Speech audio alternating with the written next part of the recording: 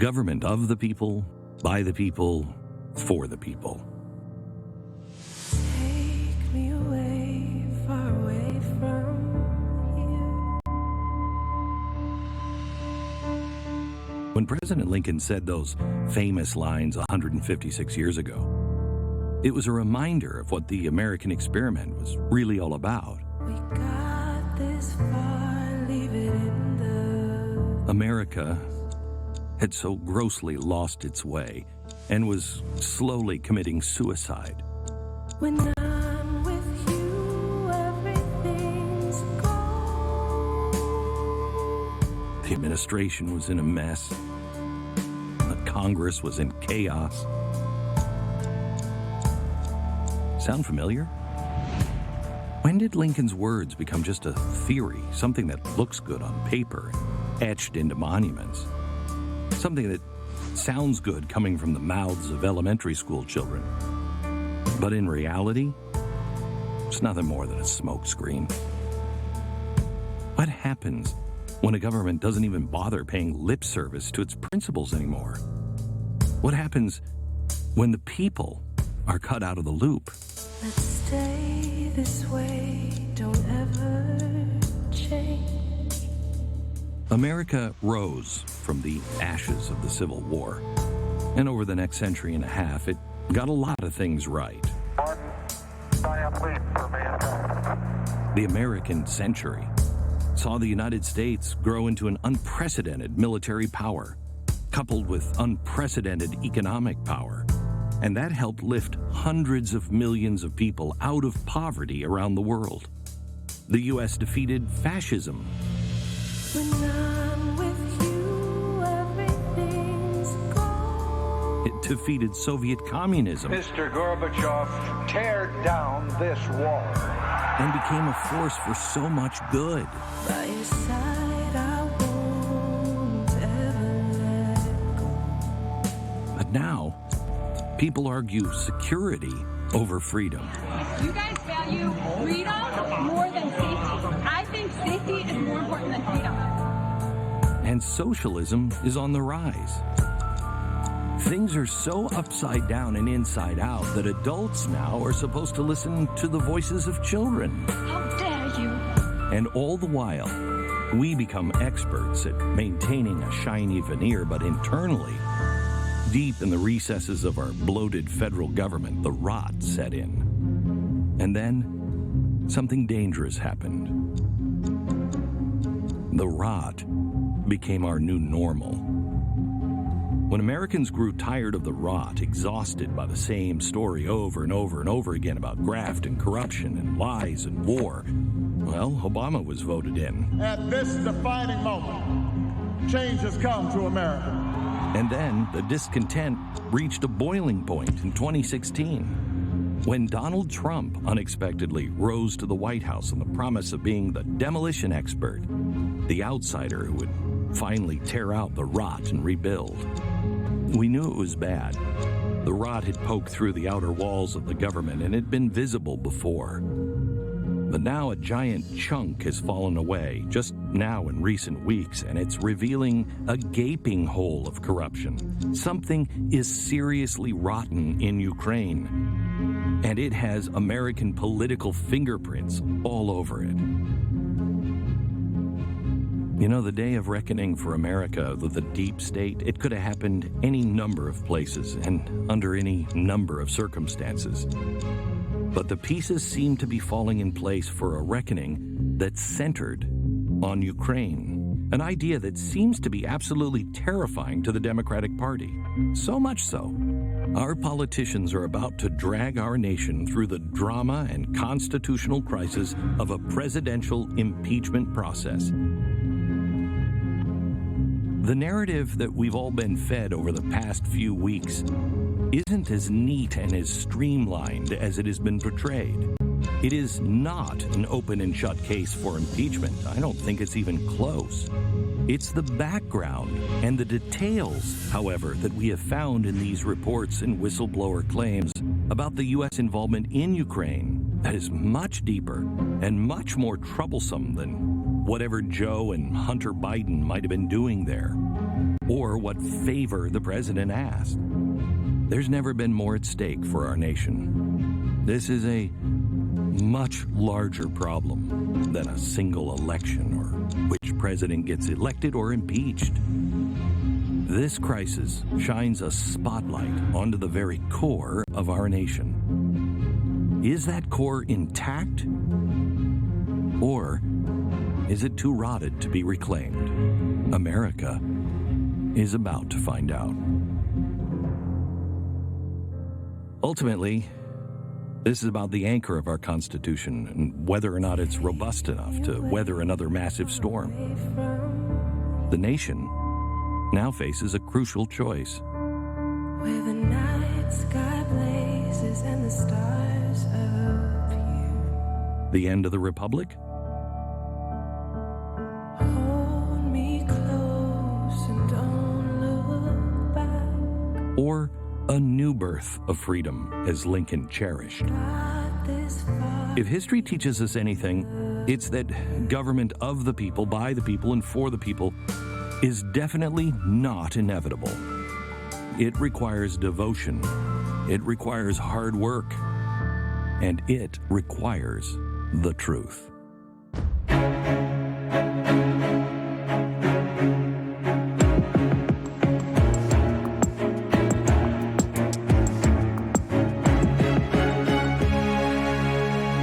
Hello, America, and thank you for watching. We want to thank the Blaze TV network, BlazeTV.com, and all of our subscribers who have helped pay for this research that you're going to see tonight. We welcome you wherever you're watching us, either on the network or if you're watching on YouTube or Facebook. Thank you. First, let me start with something that you don't hear people on TV say. I am not asking for your trust. I'm not asking you to take my word on anything. In fact, I urge you not to take my word on anything. A republic is only good when the people educate themselves. I urge you to do your own homework. Please watch this with an open mind. I'm not going to convict or exonerate anyone. I'm going to lay out a case that no one else seems to be laying out. We're going to lay it all out with evidence, and it will be public tomorrow morning at 9 a.m. Eastern Time at Glennbeck.com. We will have all of the facts and the original documents that you will see on tonight's program. You will also have a quick little elevator pitch so you can explain it to your friends, a little more involved explanation, and again, you will be having access to all of the documents that you can print and share with whomever you want. This is a program that is probably the most difficult chalkboard we've ever done. And I've laid out some pretty complex ideas. This is immediately going to be called a conspiracy theory or whatever. I will be discredited. The show will be discredited. The network. That's fine. I don't need the credit or discredit. It's no skin off my nose. Here's what I am asking. That you really, truly watch this, listen to this, do your own homework. And if you care to dismiss it with facts. Because I don't think there's a Republican, a Democrat, or an independent in this country that wants our country to go down the road of corruption. It's why Barack Obama was elected in 2008.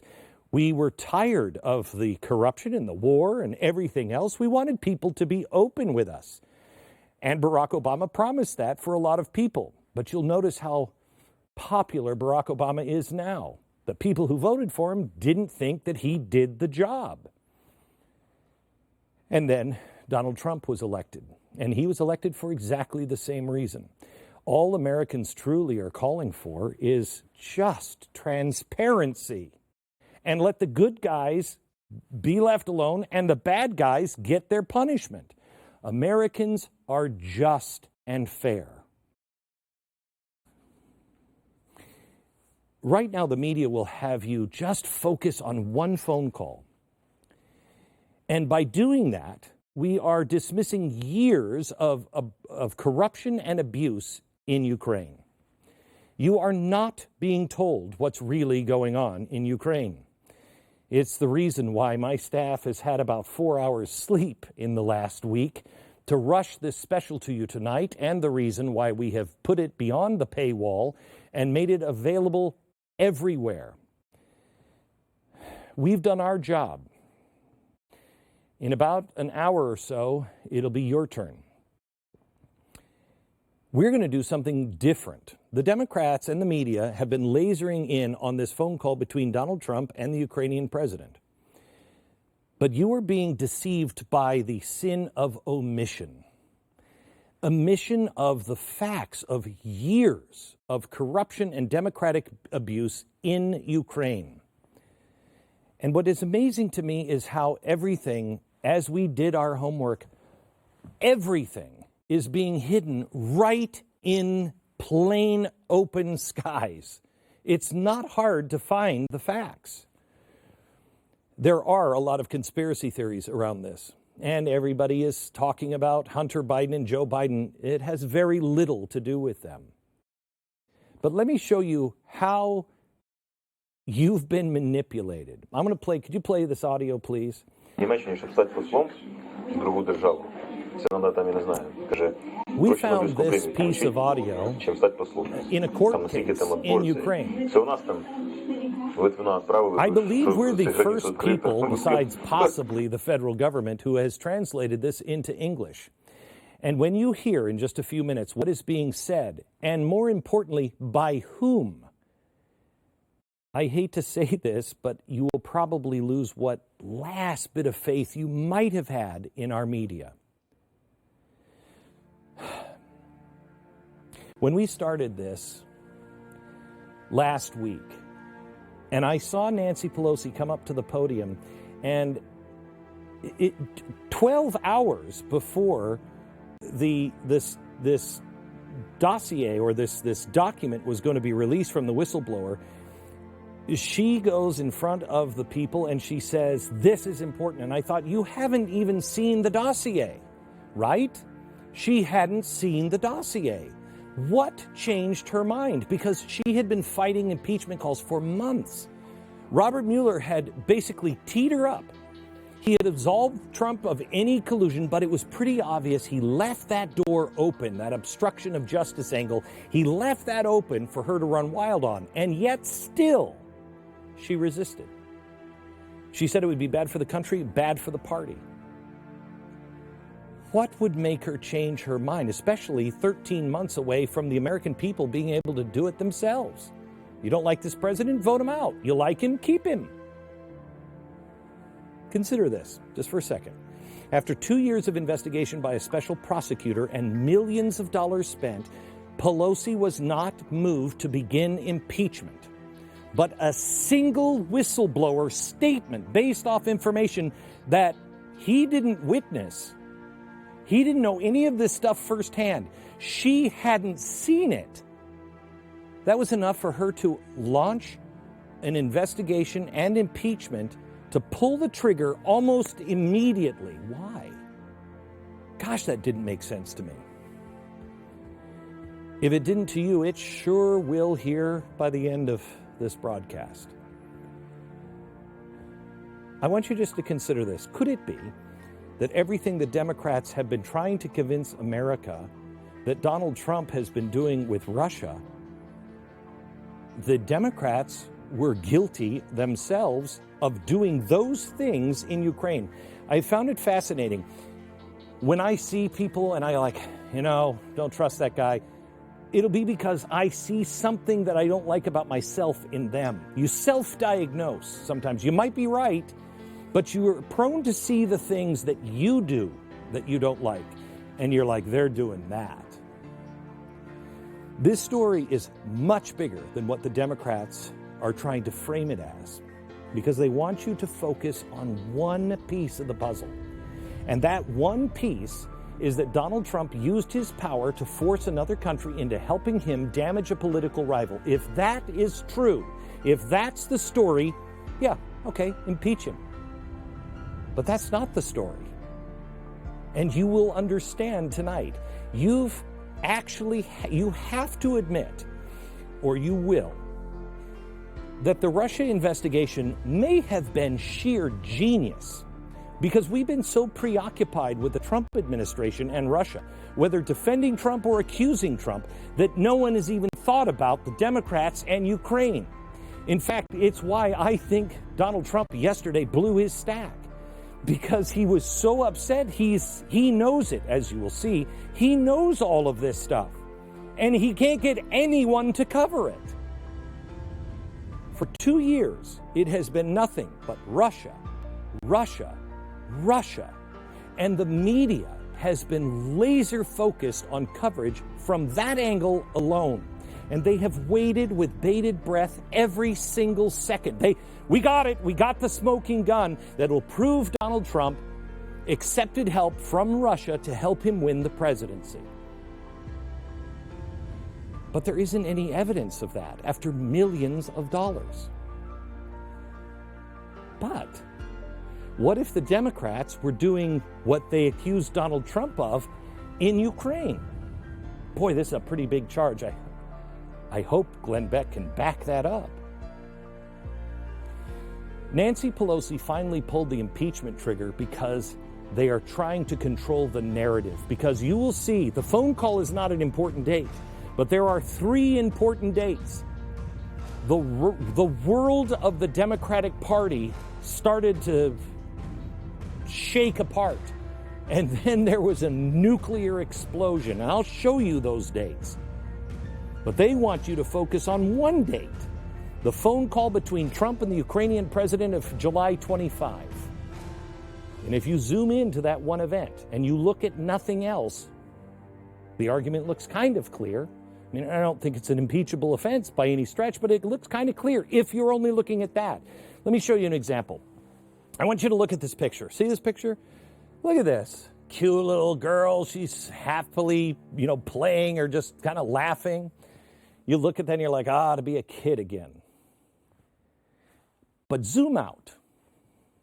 When you zoom out, you see dad is like, oh, dear God, my back has gone out. The kids are running wild. Mom has lost her marbles. She's like, I can't do it anymore. There's chaos. It's a mess, right? But zoom in on that one part that looks best. This is what this entire impeachment fiasco is really all about. If they can get you to zoom in on just that phone call or just Joe Biden, maybe you'll go, this is crazy. This is ridiculous. And it is ridiculous, but not the way the media would have you see it.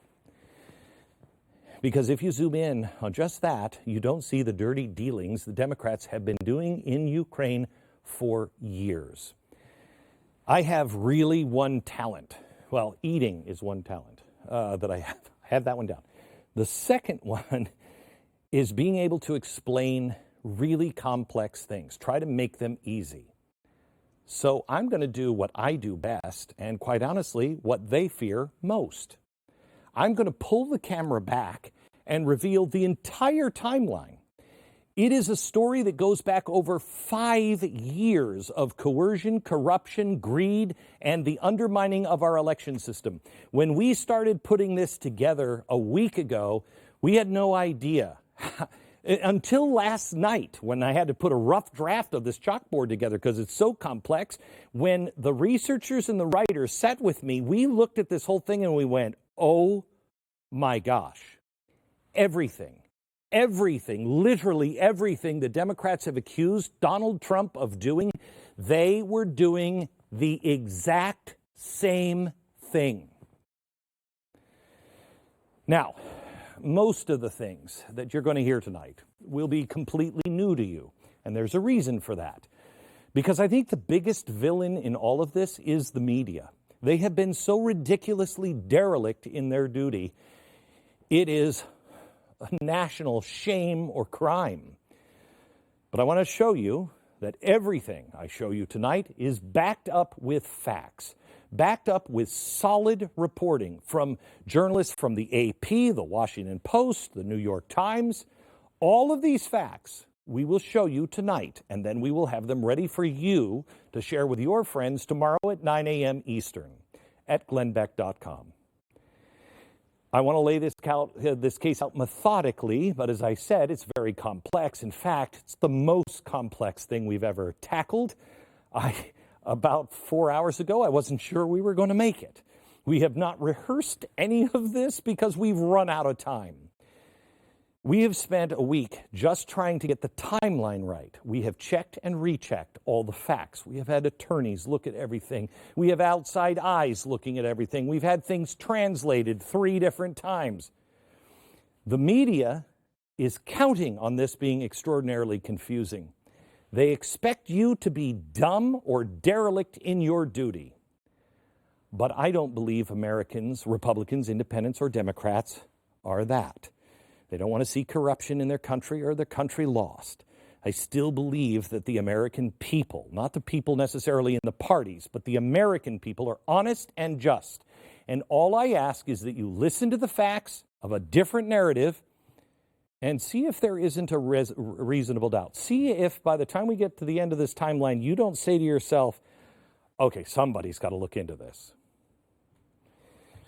Now, I started looking into the facts with my team, and maybe it's because I'm oldish, but I immediately thought, this is just a bad episode of Columbo. Watch.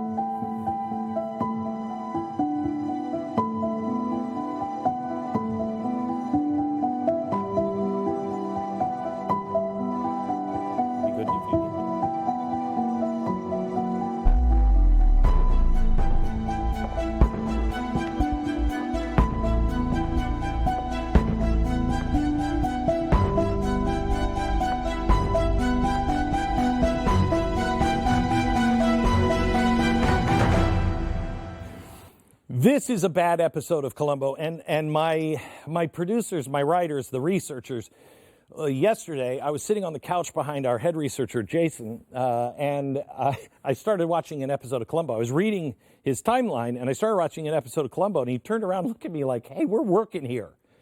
And I'm like, I am too. Give me a second.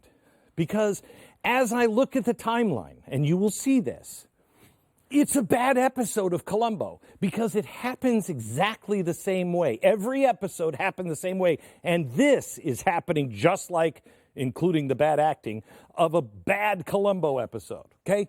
First thing that happens, and I want to show you this, first thing that happened is the villain, the person who killed the person, is always trying to help Columbo solve the case. All right? Watch. What do you think? I think that I had better try and help you. Because you're going to ask me to, aren't you? You did it again, sir. You read my mind, would you? Oh, that would be an honor. Detective Lucerne helping me. Wait till I tell my wife. Now, just consider yourself Columbo tonight. The villain always helps solve the case. Then there's always a dupe. Somebody that thinks they're trusted, thinks they're loved by the killer. And they're the alibi. Somebody who's always in there going, no, that couldn't have happened. Watch. Alone in my room, probably with some idiot's script. You were not. You were watching a ball game with me. I was. Ball game. Oh.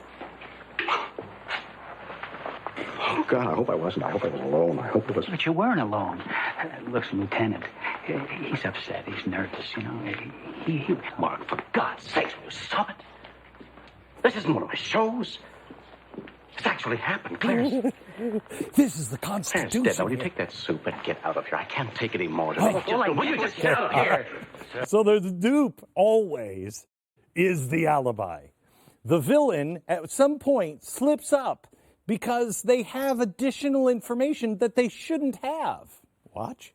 She not only didn't want to go for, she didn't want a cheeseburger either, and that she was going to get a sandwich over at Tony's. And she said to tell her husband the same thing. I see. Well, no, you don't, sir. I mean, you must have seen before. Because you were in the room when she took the call, weren't you? What? She made it from this dressing room. I don't know. I'm not sure. I'm not in the habit of listening to other people's telephone calls. No, not in the I didn't know that Claire was going to Tony's. Got it. Okay. then because they suspect that everyone knows, what they have to do is they have to admit some of it. They have to make an admission with a sympathetic reason. They have to say, okay, so I have to bring you in on a secret. I haven't been entirely truthful with you, but you'll understand. Watch. Why don't we stop pretending that I'm brilliant and you're simple for one moment? I'm going to confide something in there. Anything you tell me, sir, is between us, like the shoes. Lieutenant, my real name, so help me, Charles Kipling, and you're the only one who knows that. Now, Charles Kipling was in a little bit of trouble when Claire first found him. Actually, I was doing theater in Toronto. Claire and I hit it off big. She thought I had a great future. She persuaded me to leave Canada. And that was the beginning. The trouble straightened itself out, of course, but I've always been a little sensitive about it. You understand? Oh, I certainly do, sir. Stop. Just a little sensitive. So I'm telling you the truth, and please keep it between yourself, but there's some things that I'm sensitive about. Got it? Then, at that point, they have to create a new villain. Unlikely as it may seem, just might conceivably be Donald Trump? Ward Fowler is the man we're after. Not Ward Fowler. You mean the murderer? Exactly. No. All right. So they've created a new villain. Then there comes that moment in every single episode where Columbo, remember that's you, Columbo says, you know, just one more thing that bothers me. This. Thank you very much. I certainly appreciate it. It's over. He's won. Wait for it. Wait for it. Oh, one more thing. Okay. He knows. And it always ends with the guy confessing, yet somehow or another, he is still innocent. You did kill Claire Daly, didn't you, sir? She was a blackmailer. And I killed her. And up to now, I'm glad I killed her. And I believe that in this killing, the murderer has the sympathetic part. There's a reason I put this up, and I'm going to come back to it in a minute. But first, let's think like a detective. There are three functions of a crime, three aspects of a crime that must be established before a verdict of guilt can be given. The suspect has to have the means, the ability to be able to commit the crime. They have to have a motive, the reason to commit the crime, and they have to have the opportunity, the chance to commit the crime. I want you to remember means, motive, and opportunity. Okay? We're being told the means, motive, and opportunity was Donald Trump was the president. He wanted to win the election, and so he took the opportunity to call the new president of the Ukraine for his own purposes. Okay, good. But it kind of makes you forget about everything else that happened in the Ukraine. And as I said, there are three very important dates. And if we start with opportunity, the first date, February 2014, comes to mind.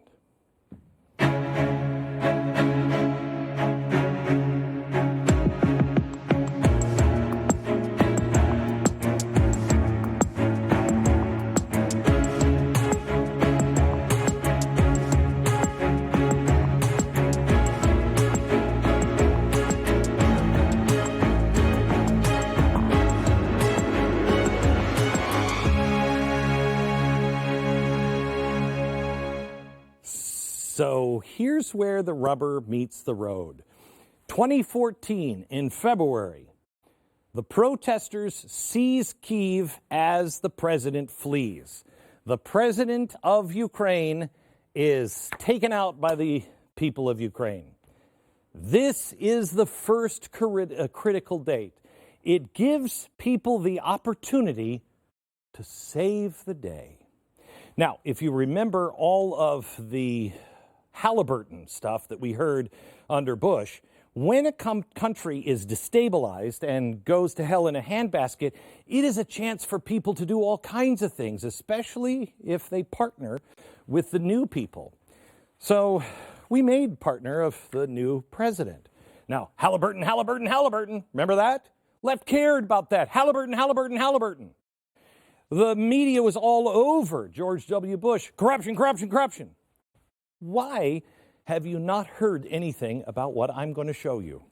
So in February 2014, this becomes the new president. Total upheaval. They have no money. They're completely broke. And here comes the United States of America. In March of that year, President Obama says, we're from the United States government, and we're here to help. So he decides, you know who you need? You know who you can need, because you're very corrupt. This is a very corrupt place, and it is.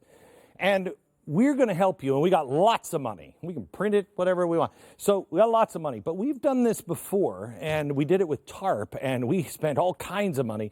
But we wanted to make sure that all of that reinvestment in America was clean, no corruption. And so we put Joe Biden in charge. So Joe is going to be the new point man in Ukraine. Okay, so then Joe, in March of that year, a month later, he has a quick little meeting because his son just started a new business. I love this. He started a new business, and he was going to be an investment banker, right? Investment guy.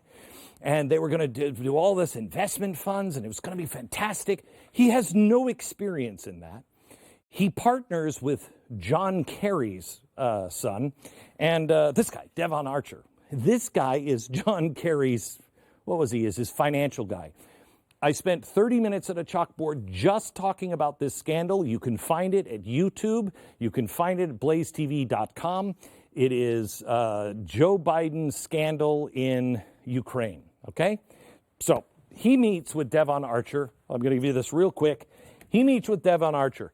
Nothing to do with Ukraine. And then in April, he flies to Ukraine.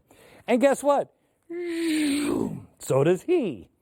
And in May of that year, he is made a board member of a gas company called Barisma.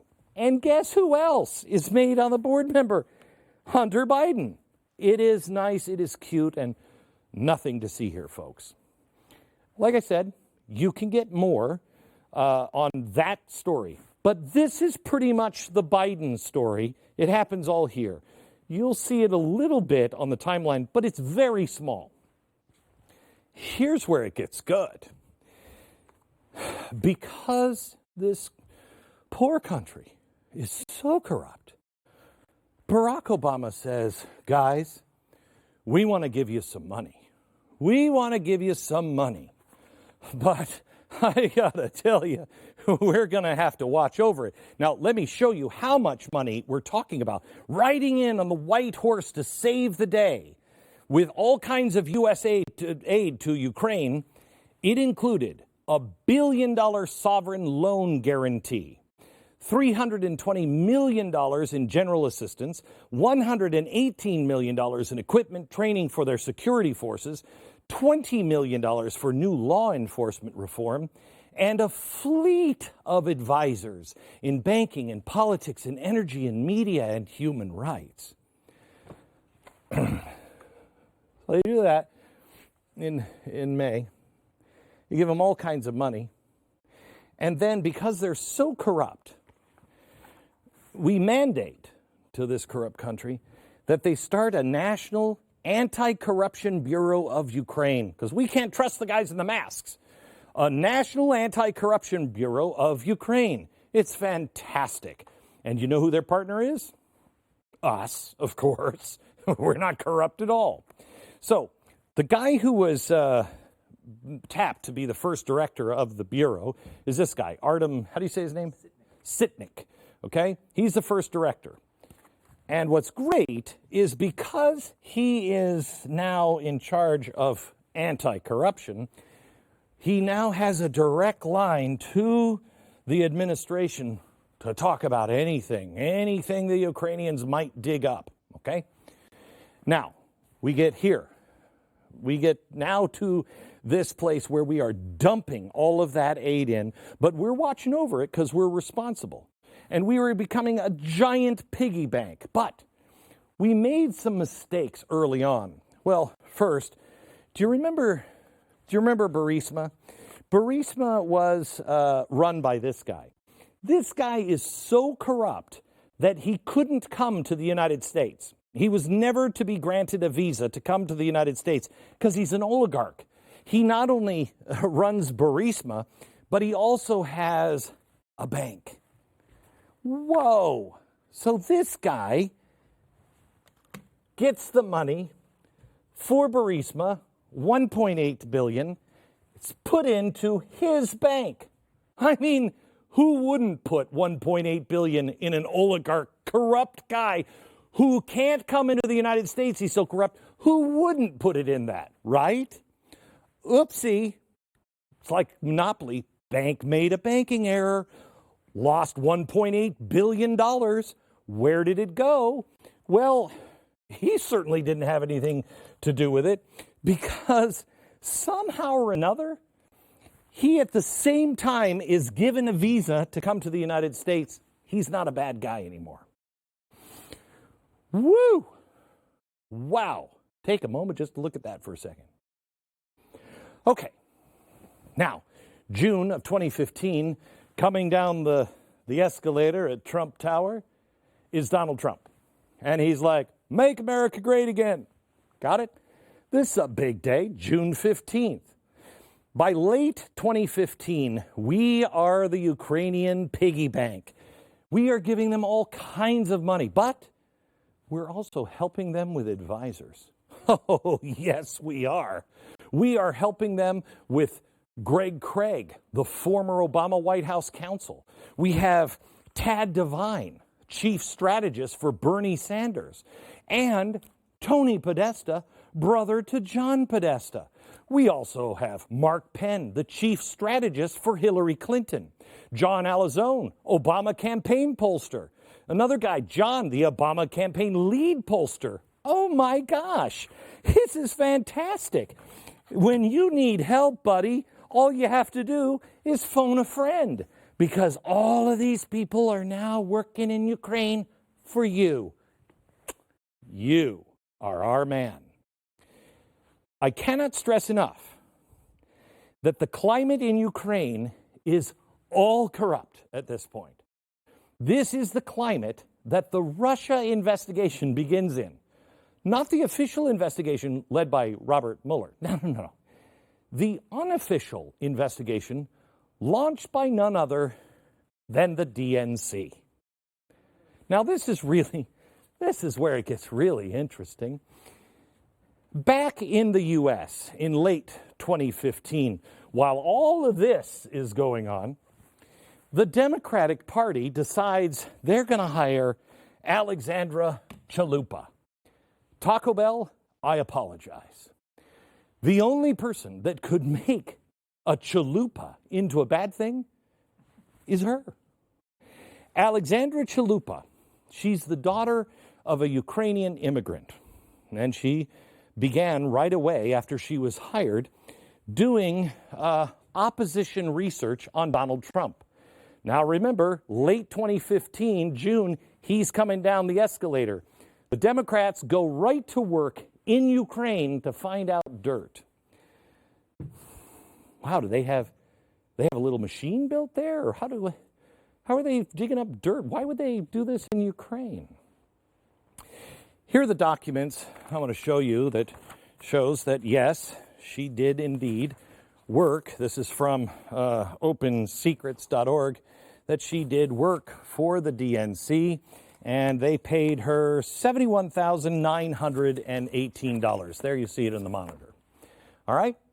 That's just for her work during the 2016 election. But her work with the DNC goes all the way back to 2004. Now, in January 2016, she starts to investigate. And Chalupa approaches an official at the DNC and says, regarding Donald Trump's campaign, I just feel that there's a Russia connection. Oh, you feel that? Wow.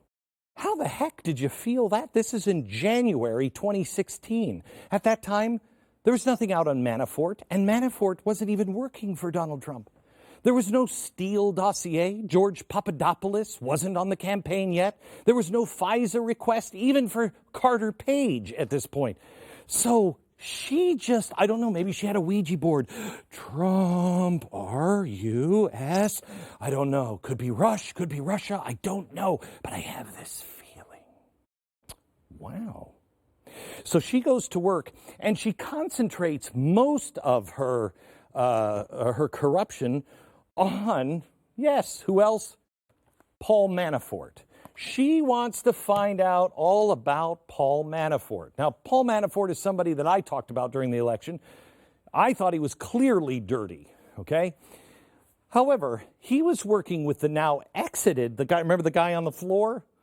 He was trying to, can you grab that for me? He was trying to help this guy get elected. Remember, Obama had this guy. This guy had all of these people right at the other end of the phone. Manafort was trying to get this guy to go back to the election. Interesting enough, all of her energy was focused on Manafort and not the partners that were trying to get this guy elected. Who was trying to get him? No, him too, right? Who else was working on this? We have, oh yeah, here it is. Tad Devine and Tony Podesta. Now that's weird because they were working on the same thing. And they were in the same bed. And what's really crazy is she only wanted to focus on him. Nothing here.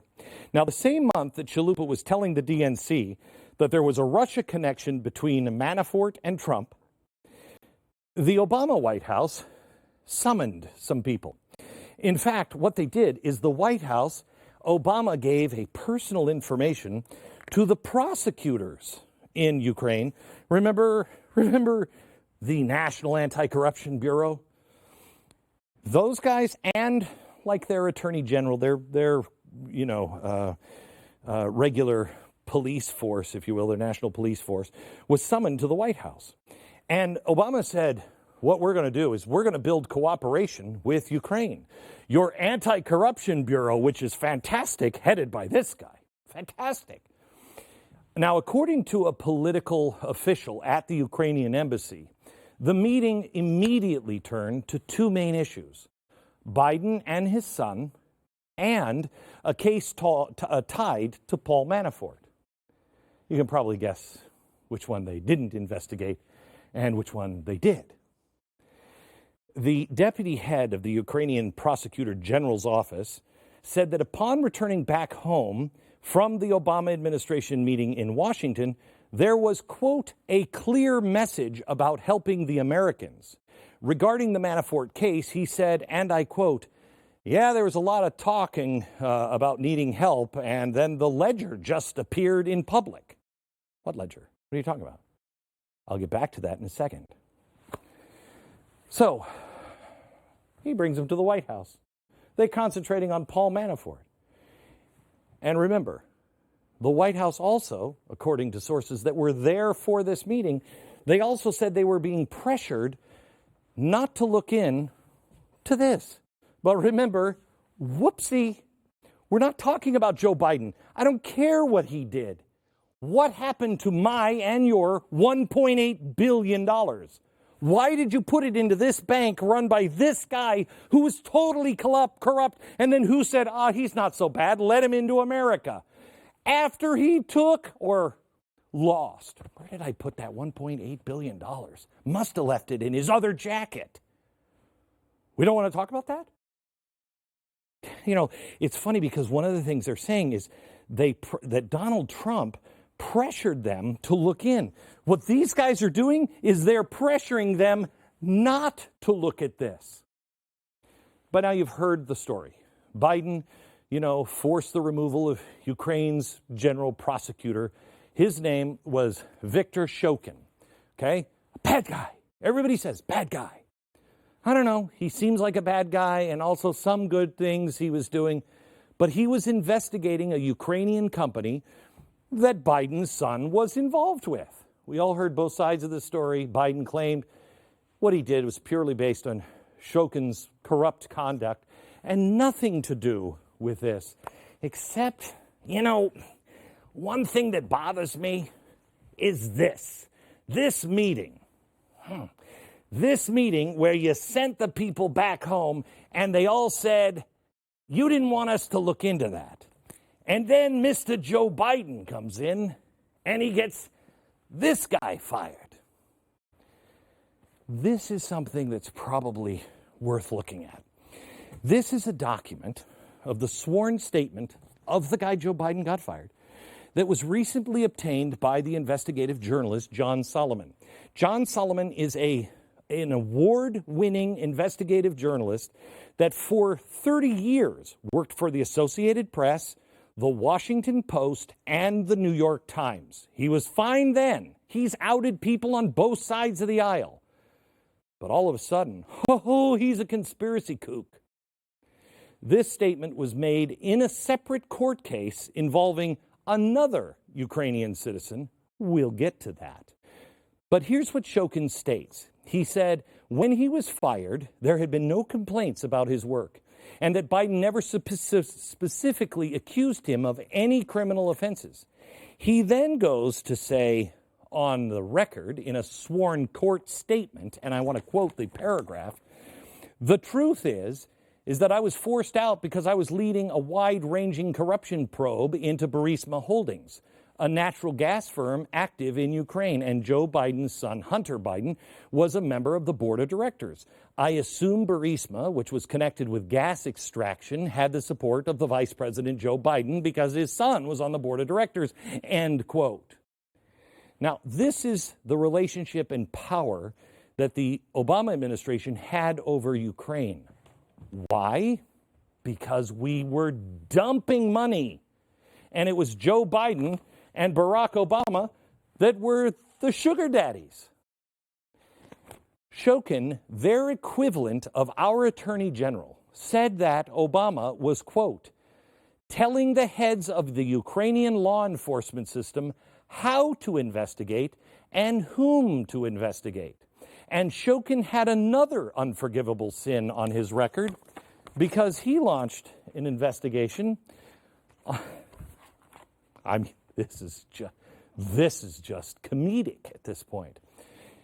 He was investigating the Anti-Corruption Action Center, and it's spelled C-E-N-T-R-E, so you know it's credible.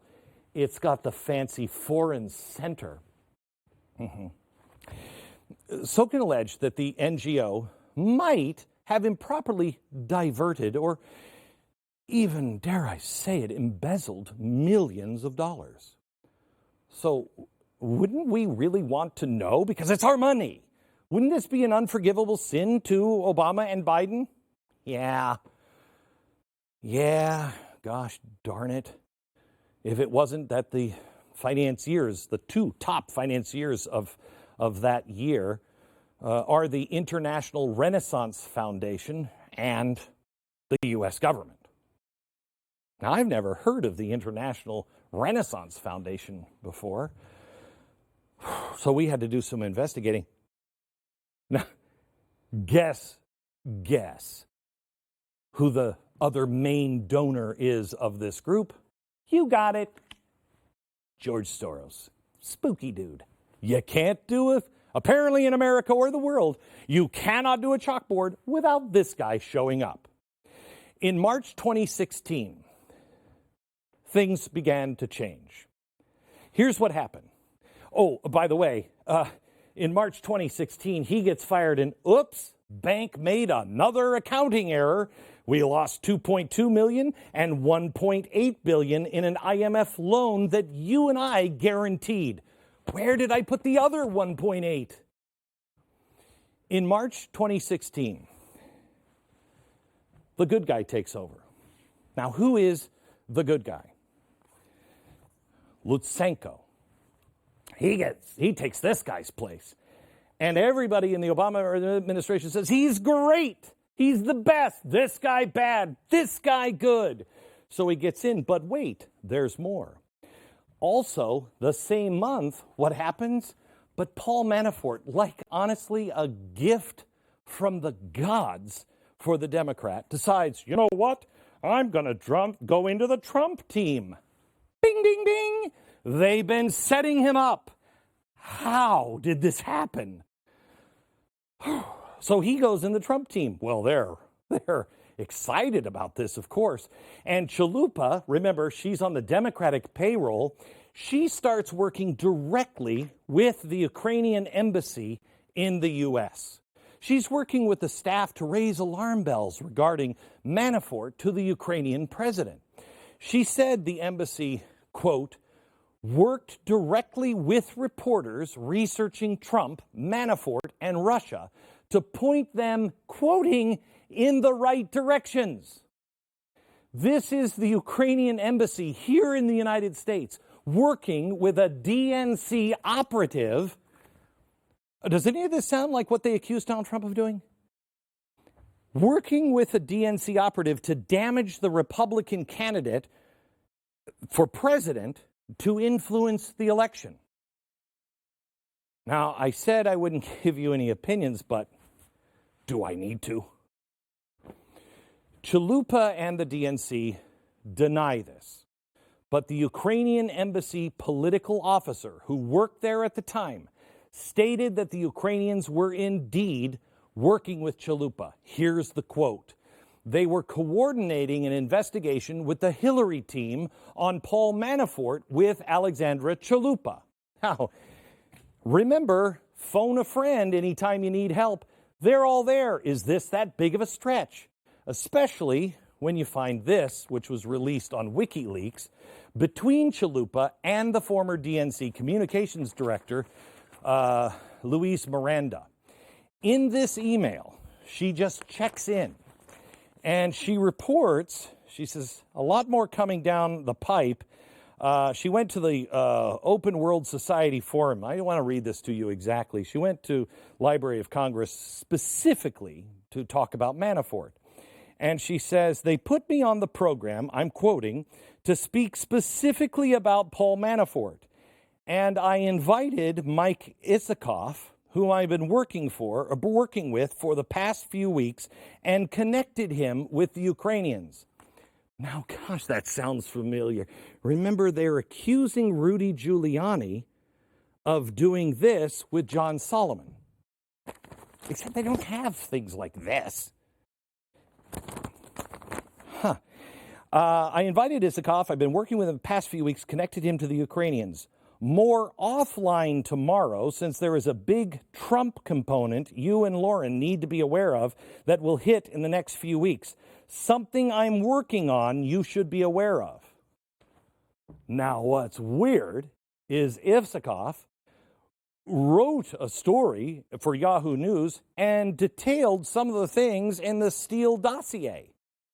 The Steele dossier, the leaked dossier, went to Isikoff. And then what's weird is it also kind of showed up with the FBI, and it was used as corroborating evidence to justify a FISA warrant for Carter Page, you know, so we could find out about Donald Trump. Because remember, this is released, and the Democrats at the same time, they hire Fusion GPS to get to the bottom of Donald Trump. 1 month after the DNC hired Fusion GPS to work on the dossier. Oh, and by the way, Mrs. Orr was working here, and she's married to Bruce Orr, who's with the DOJ, and the Little Pillow Talk. She accidentally said a few things that were coming out of Fusion GPS, which happened to come right out of the DNC with Chalupa. And so now he's coming around and going, wait a minute here. Where is the media on this? Where are they? Where were they? Where are they now? the DNC was colluding with the Ukrainian embassy to influence our election, but nobody cares. Do you see why the president might be a little testy? Maybe. The work the Ukrainians and the DNC and Chalupa were doing together actually prompted Senator Chuck Grassley to write a letter to Deputy Attorney General Rod Rosenstein. But, as you might guess, no one was really interested. Nothing happened. Wow. Okay, so here we are. The Isakov member. She's working with the Ukrainian embassy and the press. They've got Fusion GPS. They're starting to move it into the DNC or to the DOJ. And then the FBI again says, you know what? You guys are so fantastic. I love your work you're doing or not doing, as the case may be. We want an official partnership with you. We want, wedding bells were heard, the FBI and the Anti-Corruption Bureau in Ukraine to work hand in hand. Now, holy cow, now they can share any information back and forth. It's kind of like that wall that we had for 9/11. That wall came down. And now if the Ukrainians had something, get right to them. Okay, so that brings me now to the Black Ledger. Remember we were talking about the Black Ledger here? Trump opposition research, and she's like, hey, I got a guy named Paul Manafort. Forget Tony Podesta and Tad Devine and all of that. I got this guy, Manafort. So the Black Ledger on Manafort was released. And you're going to love this. Now, only in the end will you understand. Still at the beginning of this story, but it has a great ending. So the Black Ledger was released by Ukraine's Anti-Corruption Bureau, both occurring directly in the heat of the U.S. election. Now, the Black Ledger refers to financial records that were kept by this guy, the former Ukrainian president. He used this for the under-table payments. Now, remember, he's working to get him reelected, and so are these two. So another person that is involved in this is a Ukrainian parliamentary member named Lashenko, okay? And he is also working, remember the guy who's running the anti-corruption thing? These are the two that put the Black Ledger together, all right? These two signed a memorandum of understanding with the FBI just months prior. They jointly released pages in the letter that showed illegal payments were given to Paul Manafort. Now, this is kind of crazy because on the same day that these guys are nailed, just within days, if not hours, of this coming out, and Paul Manafort going to jail, dude, Tony Podesta, who was doing the same thing with the same people in the Black Ledger, he just decides to close his shop. This is one of the biggest firms for lobbying in the United States of America. He's Tony Podesta is John Podesta's brother. All those Clinton, the Clinton connections and everything. Did I lose my? There it is. All of those things, nobody paid attention. He just decides to retire and close his shop. Wow. And nobody questions that. Nobody thinks it's weird. The guy working on the same thing that he gets busted for by these guys, he closes shop the same time. Wow, I'd have a question or two if I were in the media, but I'm not really. Now, some have questioned whether the ledger is even authentic. I'm not going to do that. Whether it was forged or not doesn't change the fact that Manafort had been a target of the DNC, and they had been after him with Chalupa for months. The Ukrainian embassy was working with the DNC to get this information. And now, in an absolute surprise, during the U.S. election, the Ukrainian government decides with the anti-corruption guy who's in bed with all of these people that they're going to release that bombshell out of nowhere. whether the ledger is legit or not doesn't matter. I mean, it matters to Paul Manafort, but it doesn't really matter in this story. The Ukrainian government did this for political reasons to sink Donald Trump's campaign. There is absolutely no question about it.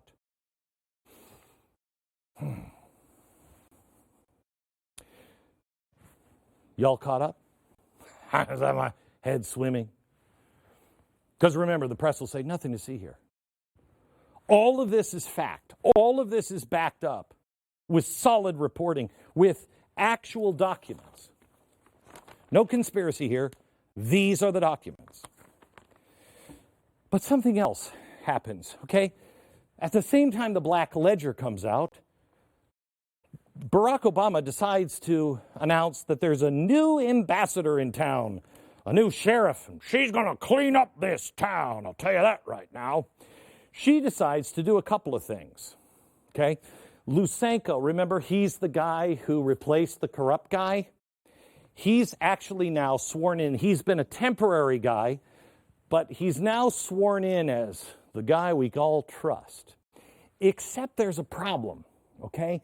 Because he still wants to investigate the missing money. So the new ambassador comes in and she calls Lysenko in for a meeting. And she says, look, there's some people that you just can't prosecute, okay? You can't prosecute people. You can't, well, we don't know the names of the people. They were unnamed Ukrainians. But also, you can't prosecute or look into anything here who's the vice president's son works for, and John Kerry's son is involved. And you also can't prosecute these people. Why? $1.8 billion, gone. Millions of dollars, gone. Wait, what? This is the U.S. ambassador, the brand new one? She comes in, the first thing she does is call him in and says, you have a hard line. None of this. And there's some people, too, we don't know who they are, some people, too, that you also can't prosecute, and they're Ukrainian citizens. Wow. Oh. She also does one more thing. Late 2016, she says, no visas for you, because he still has prosecutors looking into all of these things. And he just wants to get to the DOJ and our Attorney General. So they pack up all of their briefcases with all kinds of papers, and they come up with a few things that they just want to talk to the DOJ and the U.S. Attorney General, because remember, they're partners. These guys are partners with the FBI, wedding bells. So we should be able to communicate, right? She says no. No visas for you. No soup for you. And it was really nothing important. There were about 5 or 6 things that they wanted to cover. They wanted to expose that the DNC and Ukrainian officials were gathering dirt on Trump. They wanted to talk about the misappropriation of $7 billion of your money. They had Ukrainian officials admitting to influencing the U.S. election. They had records showing Barisma sending $3 million to Hunter Biden. They had Biden pressuring Ukraine to fire Shoken, because we remember, well, that damn Donald Trump, he pressured another government. They didn't care about this one apparently either. And U.S. officials interfered in the prosecution of cases in the Ukraine. This guy wanted his people to bring these things to our DOJ and our Justice Department, and Barack Obama said no. Well, he didn't. She did, by not giving any visas. No soup for you. Now, the next big day. First big day, opportunity. Did they have the opportunity to corrupt things? Did they have the opportunity to investigate and to embezzle money and to wash their hands of that money? Did they have that opportunity? Yes, because of this date, they got involved. This date was pretty important, but this date in November changed everything. This is the second most important day in this timeline, the day Trump wins elections, because nobody thought that was going to happen. These people had all played their hand that Hillary Clinton was going to win. Now Trump wins. Uh-oh. What do we do? Well, I'll show you what they did.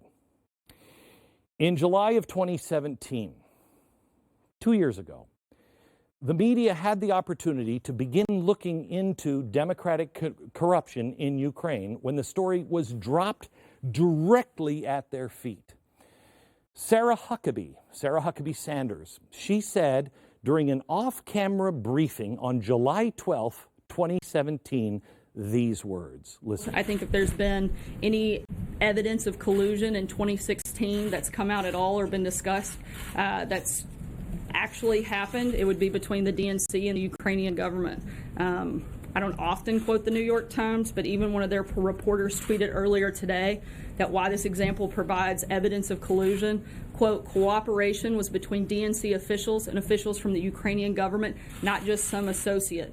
Ukrainian actions to coordinate with the DNC was actually successful, unlike anything shown by Don Jr.'s emails.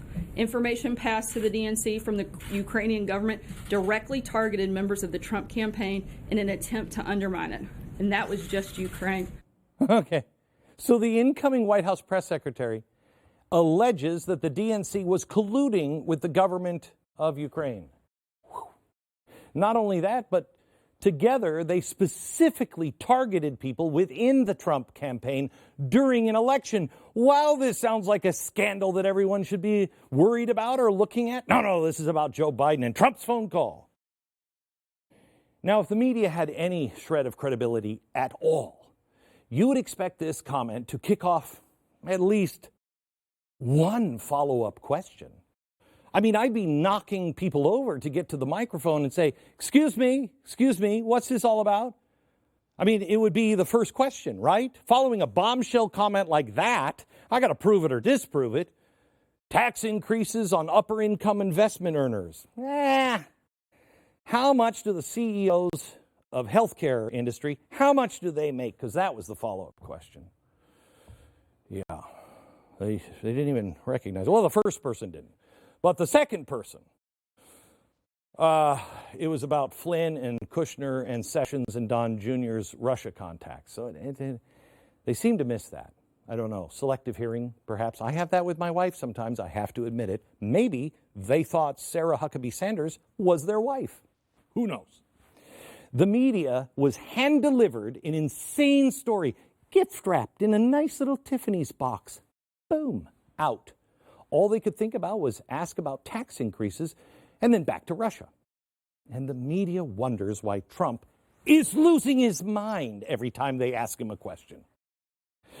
Okay, so who was doing all of this? Wow. There are two people that went to jail. Yeah, I'm sorry. There were two people that were convicted. They haven't gone to jail yet because their case was overturned by a technicality, and the prosecutors are retrying it as we speak. Now, who were the people that the Ukrainians decided to take to court for interference in a U.S. election? Wow, that seems like a name we should all know, right? You'll never guess. It was this guy. You remember the Black Ledger and Manafort? It's this guy. Oh my gosh, this guy's the head of this thing. He's going to jail? How ironic. The Anti-Corruption Bureau, the head of that, is corrupt. Who would have seen that one coming? Oh, and who's the other guy? Yeah, this guy. They go to court and they are convicted, found guilty of interfering in our elections. Media doesn't cover that here. Who would be interested in something like that? So the verdict is guilty, but the evidence was interesting. First of all, in April, former Prosecutor General Lysenko, the good guy, remember, that came in after the bad guy was taken out? He decides to give an interview with Ukrainian media. And in that interview, he makes a stunning comment. Quote, I don't know how, but the Americans got an audio recording of Mr., how do you say his name? Sitnik, of his conversation. Now, that's the guy who ran the Anti-Corruption Bureau. He was resting with his family and friends now and discussing how he'd like to help Hillary. So the guy who was in charge of the anti-corruption, they caught him on tape talking about how he'd like to. Well, let me play it for you. Now, this is the first time, strange because it's been out in the newspapers in Ukraine. This is the first time that we know of that this has been translated by anyone in the media in English. I just want you to listen. Now, the speaker you're going to hear is Director Sitnik, and this is what he said. Listen.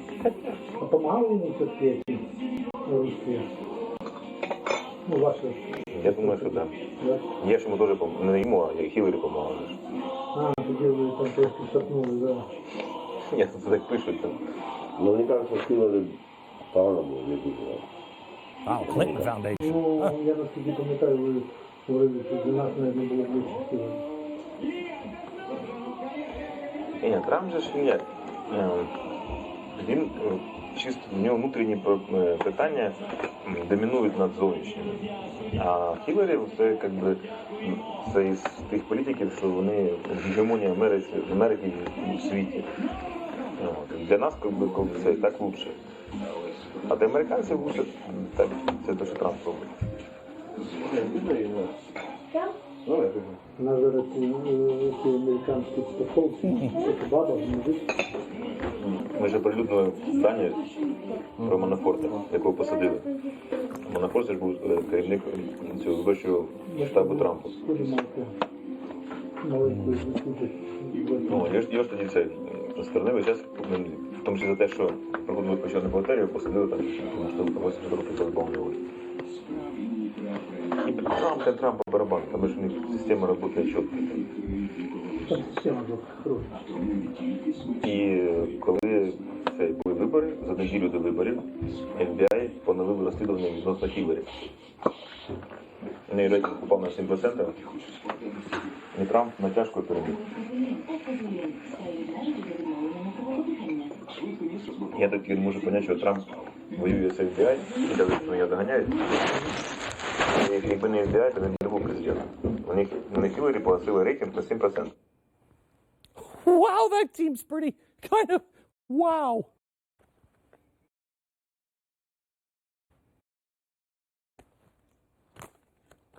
Now, the only reason why anyone knows about this recording is because of a Ukrainian member of parliament in October of 2017, Borislav Rosenblatt. He filed a claim and said these guys are guilty of interfering with U.S. elections. And he had the audio. Ukrainian court agreed. Lysenko appealed the decision. Rosenblatt leaked the audio recording. But despite all of this being big news, front page news in Ukraine, nobody in the media here cared. They don't care. Okay, so then we find this big gap. Almost all of 2018, nothing happens because two things are happening. We're approaching a big date, and it's not this one. Nothing really happens because in the U.S., the Mueller investigation is underway, and in Ukraine, political upheaval is crazy, okay? So people, I think, are kind of in their shell. Nobody's moving because nobody knows what's coming. Remember, they set this whole machine up for Hillary. They set it up for the DNC. Now Trump wins. This is coming out, and their guy is becoming unstable. People don't like him there. Holy cow. So nothing really happens during 2018. And then April of 2018 or 29? Yeah, 2018. In April of 2018, the Mueller report comes out, and it's a zero. Zero. That sucks. But you know what happened 11 days later? An atomic bomb. This is what, that is 2019. It's April 2019, not 18. This is when there's new leadership in Ukraine. Now, nobody saw this guy coming, just like nobody saw Donald Trump coming, okay? Nobody thought this was going to happen, and nobody thought this was going to happen. You know who this guy is? This is the guy who is he's kind of like the Jon Stewart of Ukraine. He didn't do any interviews. He didn't say he was going to do anything. He didn't explain any policies. He refused. He doesn't like any of this crap. And he's been on television saying, this is insane. The whole country is corrupt. Well, whether it was a joke or whether he planned on winning, he wins. And nobody sees this. Everybody's like, wait, the comedian is now our president? Yep. Because all over the world, no matter where you are, people are sick of the lies and the corruption. So they hire him.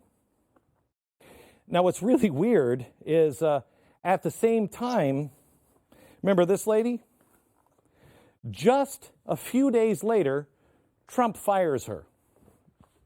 And then, just a few days later as well, the DOJ investigates the investigation. Because the DOJ is like, wait a minute, she was telling people not to come in with this. We know that this guilty verdict just happened, where they're admitting to do it. We lost all of this money. I don't know about you, but I think I would investigate the investigators. I would investigate, where did this start? Because it seems to be starting with a chalupa, right? Then, in July, this guy decides his ambassador is corrupt as well. And so they both replaced their ambassador. So now the pipeline is clear. Now no one is standing in the way to find out what this man is telling us about. But concentrate on this date. Forget about all this. This is a conspiracy. Concentrate here. Trump made a phone call. Trump made a phone call. You see how this doesn't work?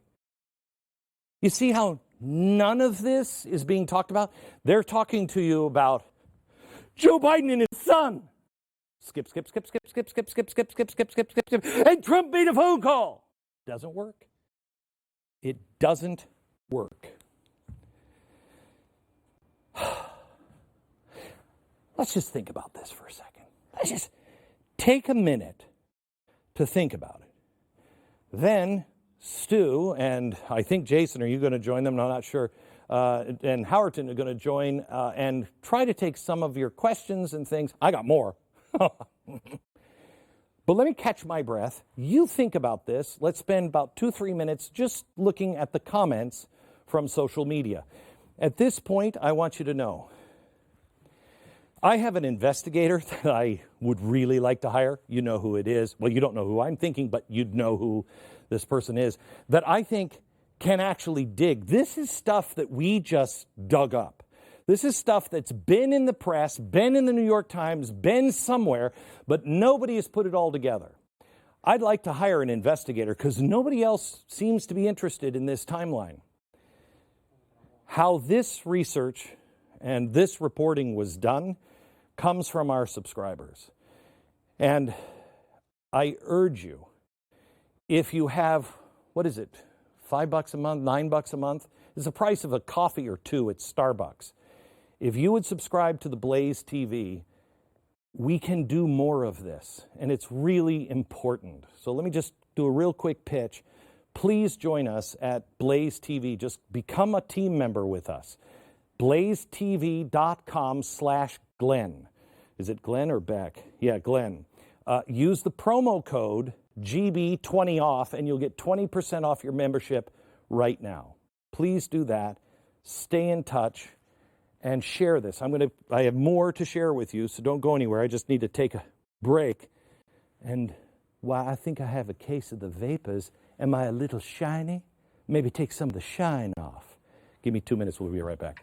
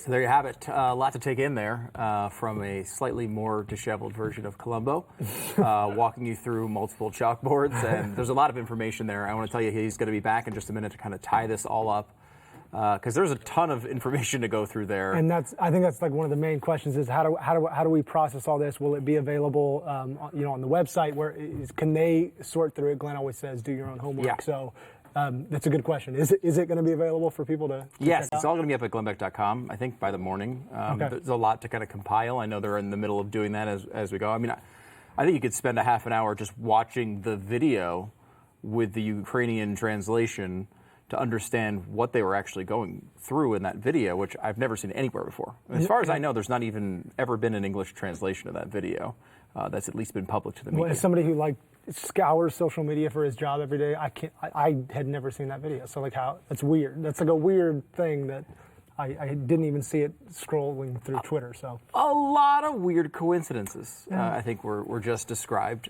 It's hard to imagine they could all just happenstance. Doesn't seem to be a good description of what you just saw.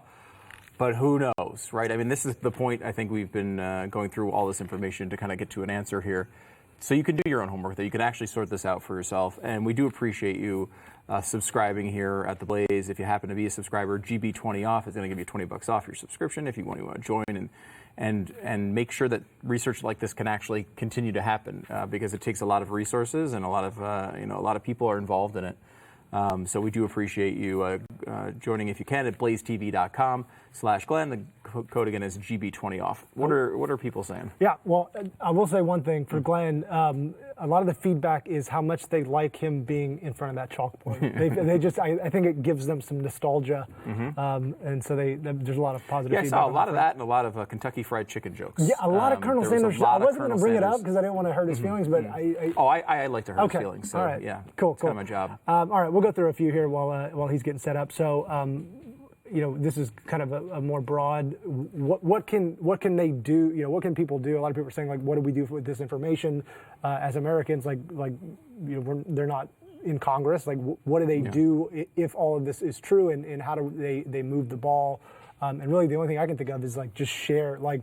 Really, things only ever get done when there's pressure and when you kind of force people to investigate. And really, we shouldn't be having to convince the media to do reporting, and if they debunk it, great, sure. What are the facts? Go find out. But up to this point, it's been, I think you made a good point. It's been all about Russia.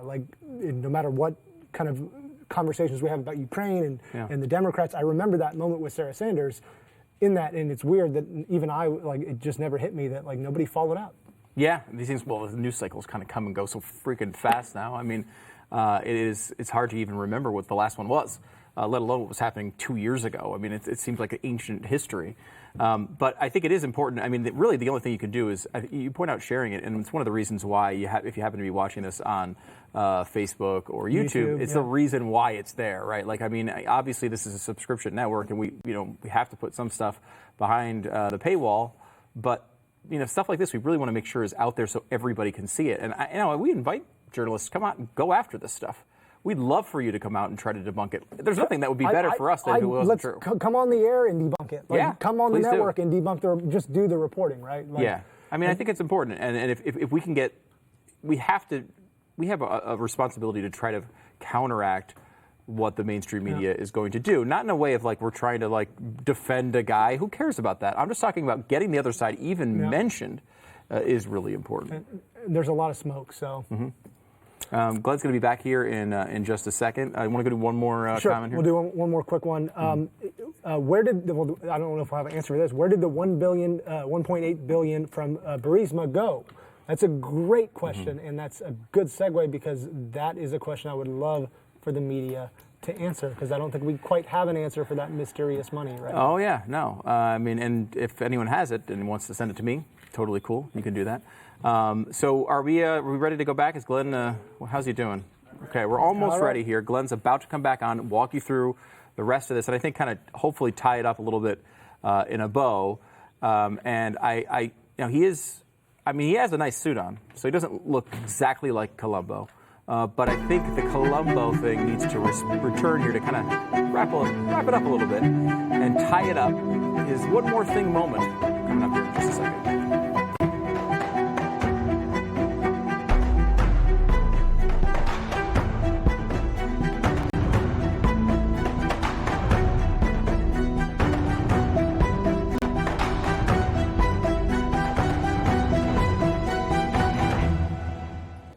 All right. One thing I missed, and it'll be up on the website tomorrow. This is the statement of Victor Shoken. He is, remember, the bad, investigator. He, in a sworn statement, says all kinds of things. He talks about how they were asked to, interfere in the election. And one of the reasons why he was asked by Joe Biden was, quote, state officials from the U.S. administration of President Obama and Joe Biden in particular were telling the heads of the Ukrainian law enforcement system how to investigate and whom to investigate, including members of the regime that was in power. I was not complying with their will. And so I had to be removed from office. You'll have his testimony goes into a lot more than that. This is an official court document. You'll be able to have that at glennbeck.com. I want you to know that while I, told this in an entertaining way, you can go to glennbeck.com and you can get all of the documents. Everything in that chalkboard is backed up. There is no conspiracy on that chalkboard. They are trying right now to destroy anyone's career that talks about this. In fact, the New York Times, just shockingly, just before this broadcast, went on and talked about how these conspiracy theories are starting to work their way in to the conservative movement and the White House. I invite them to come on this program and tell me how that's a conspiracy. There's no conspiracy. We have all of the documents. So let's go back to this chalkboard. The three functions of a crime. Three aspects that must be established before a verdict of guilt. So let me start with what crime? What is the crime? Did you watch? Corruption at a global scale, massive billions of dollars gone. I don't know. That's at least a whodunit. Election interference proven in a court of law in Ukraine, and you heard the video. Cronyism with Biden. I have to be real honest with you. Looking at the Joe Biden thing, it is grotesque, but I don't think he broke any laws. I really don't, at least on what we know in that. You can have your son put onto the board of directors. Okay, I don't think so. If you were in my administration, I'd fire you for that. But I haven't found any crime, but it is grotesque. It's not the crime in that case. I think it's the cover-up. Building a machine. This is the most important thing. They were building a machine to influence. It included the DOJ, the CIA, our embassies, USAID, the White House, Congress, and most importantly, the DNC. I think they built a machine that could do off-the-books investigations with corrupt individuals on anybody they wanted. And then they could influence because they could have those corrupt officials lead stories to decent journalists like Isikoff. So, did they have the means? Did they have the ability to commit this crime? Yes. They had the money, they had the access, they had the location, they could send anybody they wanted, and they did. Did they have the motive? Are you kidding me? The money is the least part of it. The money is the least of it. This allows you to control elections and the world. If you have this, at Fox News, Roger Ailes had this little team, and we've talked about it before, that could do investigations on anything you wanted, and the press went crazy. Now, I think that was really kind of spooky, but the press thinks that's crazy. No man should be able to do that and investigate. What about this? This is using our DOJ. This is using our CIA, and it's using our money. Is there no one willing to say, we should really kind of look into Donald Trump all you want? I don't think you're going to find what you're looking for. But look in to this. Okay, so they had the means, they absolutely had the motive, and did they have the opportunity? Yes, on all three. So now, let me go back to Colombo. Oh, just one more thing. The reason why I wanted to show you Colombo is because, and I'm hoping the president is watching tonight, because Mr. President, I understand, and I think anybody who watched this with an open mind can understand why you're about to lose your mind with the press. We get it. I get it. I get it more than I ever have. But know where you are on the script. Know what point of that TV show that we're watching. Know where we are. Villain always helps solve the case. Who's helping solve this case? Oh, man, the Democrats are there to help every step of the way. The CIA, the intelligence community, the DOJ, everybody is there to help solve the case. All right. Villain is usually the first on the scene leading it. Then they have a dupe as an alibi. These people didn't do it. There's nothing to see here. I know these people. There's nothing to see. You know who the dupe is?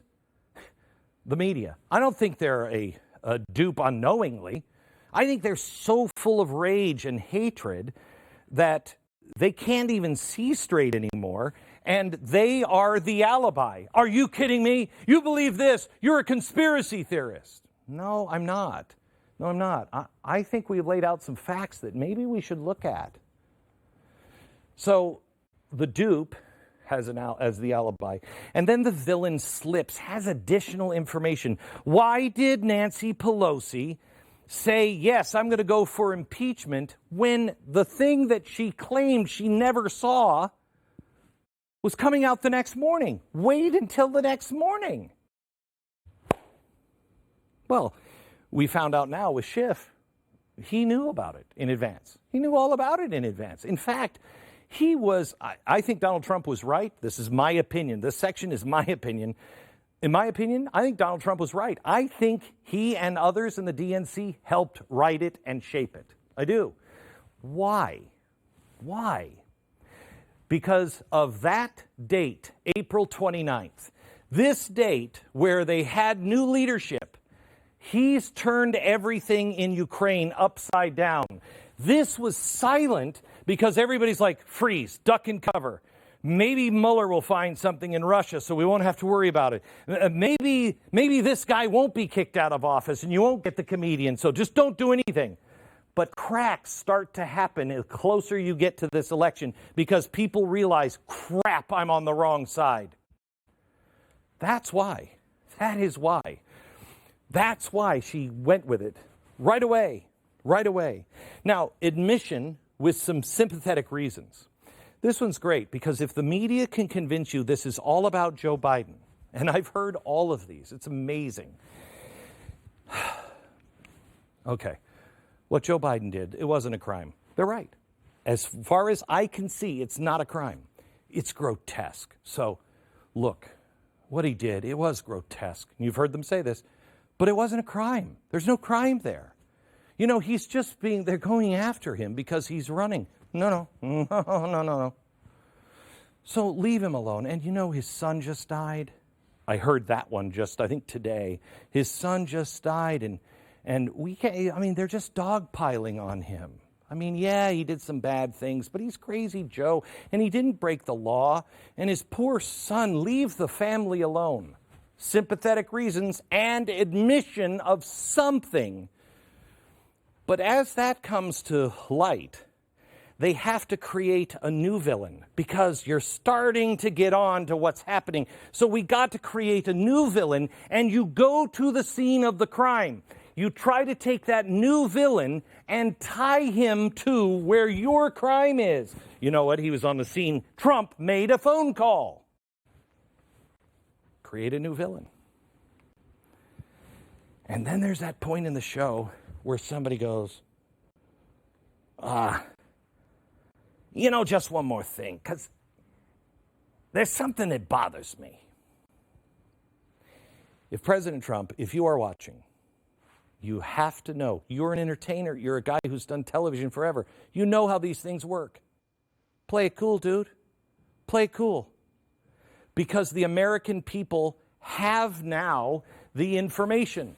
And if conservatives and anyone honest in the media will look at this and make this the narrative, everybody will be saying, you know what, one more thing, DNC. Because what follows that is a confession. It's a guilty verdict. And I guarantee you, this group of people here, they might confess, I doubt it, but they might confess, but they will claim to their death, we were only doing it for the right reasons, and we were just trying to stop Trump. Because that couldn't happen. I don't care what you think of Donald Trump. As even Donald Trump knows, I was worried about Donald Trump. He still does things I don't like. He does many things that I do like. I call them as I see it. I do my own homework. You need to do the same. Okay. Final thoughts. One more thing. So what is it that's really going on in Ukraine? Let's go there.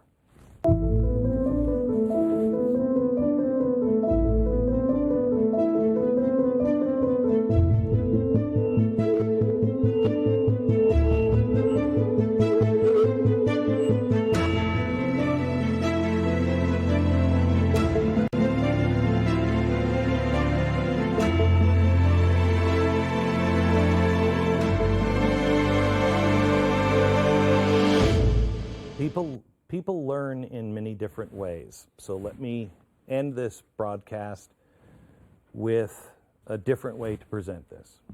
What's really going on in Ukraine? I want to be very clear. I don't believe this is about Donald Trump, and I don't believe this is about Joe Biden. I personally believe that Joe Biden is being thrown to the wolves. I don't care what happens to Joe Biden. This is about the DNC. They say it's hard these days for Democrats and Republicans to find common ground. But I don't believe that's true. God help us if we actually care about the country. Corruption is probably the most bipartisan thing in U.S. politics. It is what the honest people who voted for Barack Obama wanted. The hope for change. They wanted the end of things going on that they were underground, that they were being lied to, or they'd say one thing and they'd do another. They wanted an end to that. And that's why the good people that voted really for hope and change, that's what they wanted. Not socialism, transparency. That's the same thing that people with Donald Trump want. Really, honestly. Just be transparent. But we've gotten to such a point to where both sides think it's better to burn the whole thing down or just get somebody in who will jam that point of view through for them. You cannot build anything out of ashes. You can't. A conservative means that you look at the whole landscape and you think, this is a key element that needs to be conserved. This needs to be conserved, and we can change this and this because you're right. In certain areas, things aren't working. We conserve, and that's our job. Not to fight against the liberal, because the liberal is the one who's more likely to say, I got a great idea. We should try this. Great, but let's conserve these principles and move forward. There is stuff we can jettison. But we have to be honest. We have to think. We have to be engaged. We have to do our own homework. I want you to know, anyone on either side doing anything illegal should go to jail. If Donald Trump committed any crimes in his interactions with Ukraine or Russia or, I don't even care, Tobago, he should be removed from office. But the evidence isn't there. The corruption we find in Ukraine involves the Democrats. And it is exactly what they said we would find with Trump and Russia. And try as they might, however many millions they spent, it's not there. You can still spin it any way you want, but there's no there. All along, the Democrats were colluding the same way they accused Trump of colluding with Russia. That's been proven in a court of law. The biggest thing that is wrong here is the media. They believe they know better than you, and their mind is made up. My mind is made up when I see the facts. They failed at their number one priority, which should be, always has been, to ask honest questions. They're not asking honest questions. They are asking questions that will prove what they already believe. They never questioned the Russia collusion narrative, never. They gave Democrats a pass. You're right, he's wrong. It all started well before Trump became president.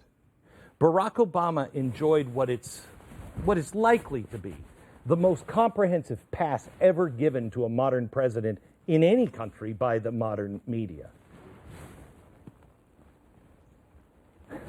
You see him and his fingerprints all... You have to get a new mic. The media, we see what the media did with Barack Obama. Okay, because they trusted him. They bought the hype early in 2008 that he could do no wrong, and they never questioned him.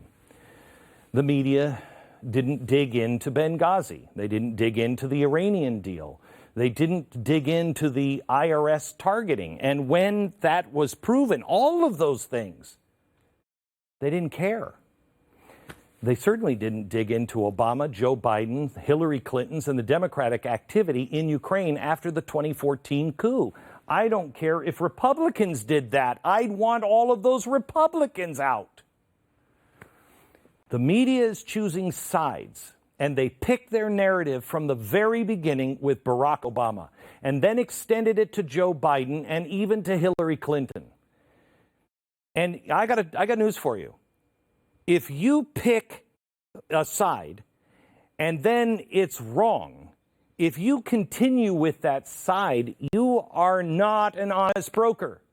I came out during the election against Donald Trump. When I started to see him do things that I like, I had to admit that.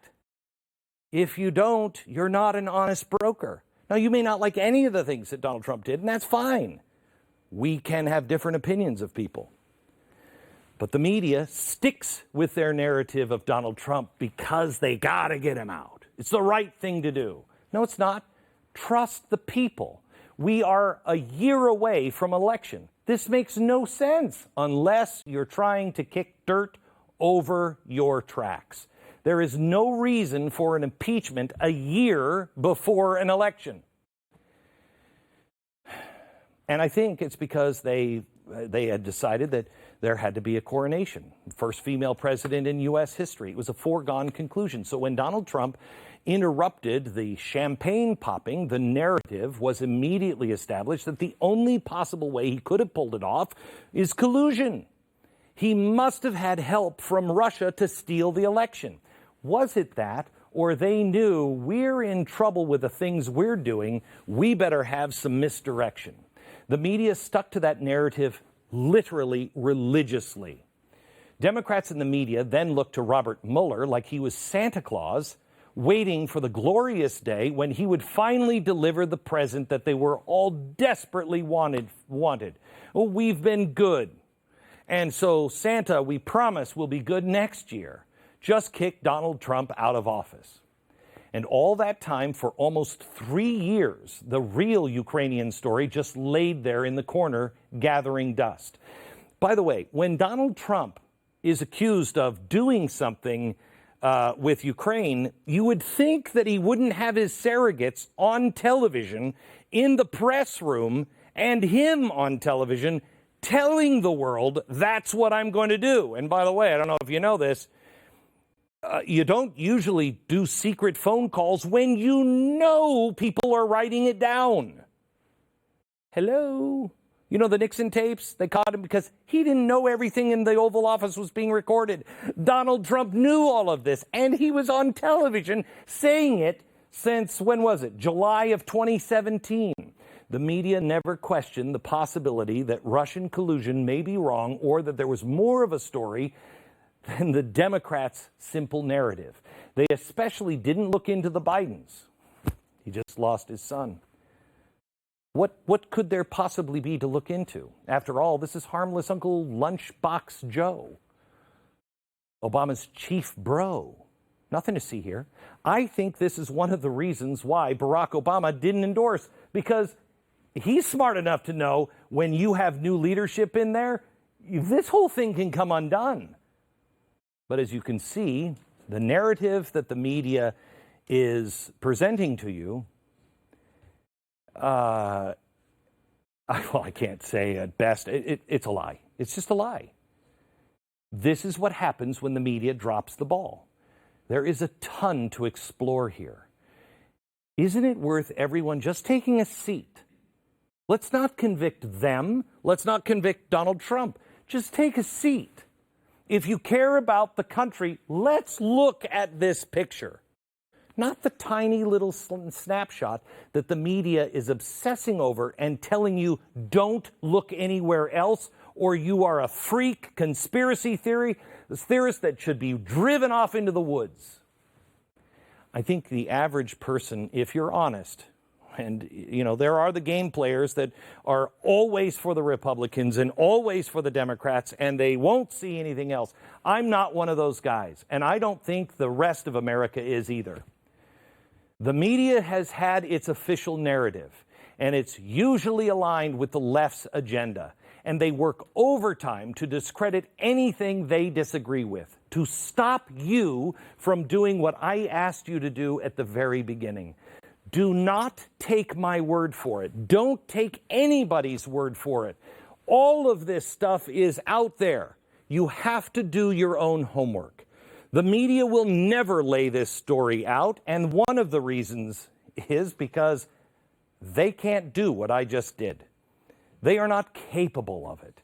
They can't take something like this. I've been in the television industry now for 15 years. And one of the first things I was told, the American attention span is literally 30 seconds. You can't have the camera on you for more than 30 seconds. They can't handle a monologue. They won't watch it. We are breaking all kinds of records on the internet tonight. The number of people that are watching is enormous, and we've been throttled down. You think Google, YouTube, Facebook are going to help us promote this? I did this special this way because I believe the American people are good, they are just, and when you lay it out and tell them the facts, not everybody, but when you take these facts, you don't have to show me. I've given you all of the information on Glennbeck.com. You can see the documents. You'll see all of our research. We give you an elevator pitch to your friends, and we're giving you a narrative. We cannot do this work without you. And that means a couple of things. First, I do ask, for those members of the conservative media, please, I beg you, our Constitution and our country and man's freedom worldwide is at stake. Please. I don't need to meddle with what you're doing. I don't want to make money off of you. Nothing. Please, let's start working together. Let's start supporting each other. Rush Limbaugh is an amazing talent. Bill O'Reilly is amazing. Ben Shapiro is amazing. Steven Crowder is incredible. There are new people. We don't have to join our companies or anything else, but we have to start working together. And when you have a skill, I'll promote you. I have a skill, you promote, not even me, I don't care. But please take this information and use it. You at home, you are going to be the one. I told you 10, 15 years ago, there's going to come a time that no one is going to believe anything anymore. And it sounded nuts at the time. Oh, he's a conspiracy theorist. Really? How many people do you trust? Who do you really trust? You trust anybody in the media? I'm telling you, don't trust anybody in the media. Don't trust me. Trust yourself. I told you at the time, do nothing to discredit or dishonor yourself. I've done oodles of things to discredit and dishonor myself. None of us are perfect. But by the end of 2020, I believe that no one will believe anything. You won't believe your eyes. You won't believe your ears because of something called deep fakes. They are going to change the world in the next 12 months. You need to guard your credibility with your friends and family because it is, as a recovering alcoholic who lost everything, the only thing that I truly owned was my credibility. And once you've lost that, you have nothing. And that's the only thing that matters. Your friends and family are going to need to trust someone. Please don't engage in conspiracy theories. Don't engage in hyperbole. Don't engage in my way or the highway. Don't blindly support someone. Call the balls and the strikes and let the chips fall where they may. We're going to make it if we remember we're all in this together and we need each other. And there are a few things like truth that does matter. And I don't think any of our politicians really put truth very high up on the ladder. It's the only thing that will save us. We need you also to subscribe, help us at the Blaze TV. Your subscription, those members at the Blaze TV, those people who have subscribed and been with us for years, you are the one who paid for this tonight. This is free on social media. We need you to spread it with your friends, but if you haven't subscribed, I ask that you will. We need more of this. And I ask those investigative journalists that want to do more of this to please join us. You don't have to come under our umbrella, but please, we need people who will actually do the work, who know how to do these things. I'm not a journalist. I can just put things together myself by looking at facts. But I don't know how to get people over the Ukraine to talk. The Democratic playbook is to make it look like Trump is the cause of all the chaos. He is the ultimate boogeyman to the left. And while he loves and thrives in chaos, he is not the cause of chaos. The reality is they hate and fear him because he exposes them. This is a winner-take-all. If they make this about the phone call and Joe Biden, all of the rest of this machine that they've built is good as gold. It will last and it will go on. I don't see a knight in shining armor anywhere. But I will tell you this, the one thing this president does is he knows how to go nose to nose with his opponents on the left, on the right, and especially the media. And they can't stand it because they know better. He will not take their abuse sitting down, and that's what a lot of Americans love about him. The entire strategy of the progressive left in the U.S. involves chaos. I told you again 2 things. 10 years ago, when Obama leaves office, there will eventually be an investigation, and you will see what's under the surface is massive, so much bigger than Watergate. I also told you, don't stand with anyone who causes chaos or wants chaos, because chaos destroys all of it. And everybody seems to be engaging in chaos. Do not do that. The reason why people want chaos is because they're ready to give you the cure for chaos. But in order to give people their cure, they also have to have a virus, and their virus is chaos. We see it with impeachment. Why go through the chaos of an impeachment process when the election's around the corner? So the Democrats can prove and provide the cure. Trump, no matter what you think of him, is a significant stumbling block to Democrats. To make America a socialist nation, you have to remove that presidential check on what I believe are insane policies. And for many Democrats, it goes beyond just removing Trump to clear the path for their own power. They also must get rid of him before they are exposed. And I want you to know, I don't believe this is known, and people don't want to believe this if they are with the Democratic Party. They don't want to believe this, and I understand that. Nobody wants to think that the people they've supported are this corrupt. Ukraine is a nuclear explosion for the Democratic Party. Donald Trump is sniffing around way too much, way too close for comfort. They cannot allow him to light a fuse on a powder keg. So this isn't about politics. This isn't about the next election, who occupies the Oval Office, Donald Trump or Joe Biden. I don't care about the Democrats or Republicans, but I do care deeply about our country, and we are in trouble. I do care about the grotesque things that we are doing in other countries on both sides. I don't think the Republicans are clean on corruption. I care about rooting the corruption that is rotting our foundation. If we do not stop this corruption in its tracks, it will only gain momentum, and we will be Ukraine in the end. Is that the kind of government and politics and nation we want to pass on to our children?